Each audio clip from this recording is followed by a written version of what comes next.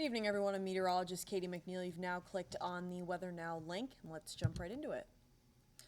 Gorgeous sunset view right now as we've had kind of a mix of sun and clouds on and off this evening with some downpours throughout the area, although we have been mainly dry throughout the day. Nice pink and orange hue to the sky at this hour, ending a pretty good weekend overall despite the couple of pop-up showers that we saw this afternoon. Satellite and radar, we are seeing a lot more cloud cover in general across the area as a cold front will continue to pass through the next several hours, bringing the chance for showers and maybe even a thunderstorm or two. Not really expecting anything of the severe nature at this point, but we could see a couple stronger storms with some heavy rain and gusty winds at times. With that, as we continue through the overnight, we'll start to dry out considerably after midnight. Clouds will linger on for a bit longer, even into the early morning hours tomorrow on Monday.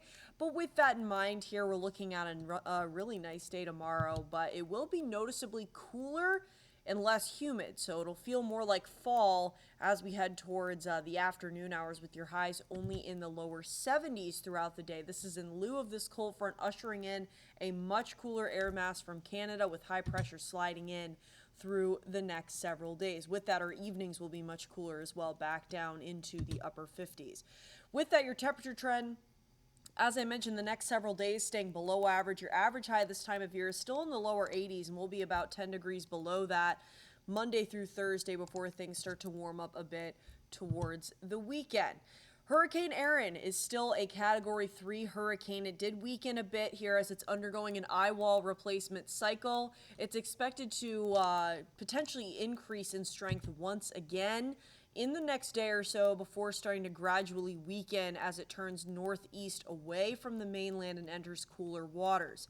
With this in mind, though, the track of the storm has shifted a little bit further east compared to what we were seeing yesterday on Saturday as it lingered a little bit longer in that westerly track before it started its turn. It's now tracking northwest.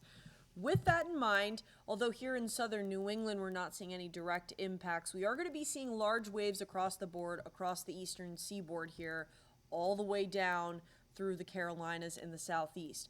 With this little bit of a shift, though, in that track, parts of the Outer Banks in North Carolina are anticipating large waves up to 15-20 feet, coastal flood advisories, and water inundation is expected in these areas Tuesday through Thursday. Here locally off the waters of southern New England, large waves expected here too, more in the 8 to 12 foot range, but still very large.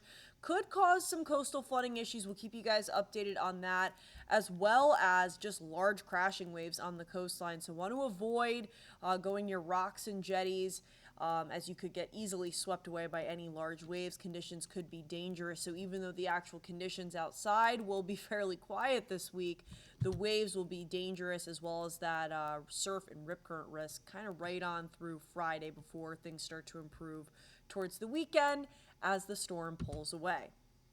In the immediate timeline, tonight we'll see shower thunderstorm early. We'll be trending drier, but still mainly cloudy through the overnight. Overnight lows dropping down to the lower 60s with that cooler air mass starting to usher in. That's going to lead way to a cloudy and cooler start early in the morning tomorrow. As sun increases, we will start to warm up, but we'll still only see those highs, as I mentioned, in the lower 70s. It'll also be a bit breezy at times, wind gusts up to 20 miles an hour on and off throughout the day, with winds kind of consistently around 10 to 15 miles an hour.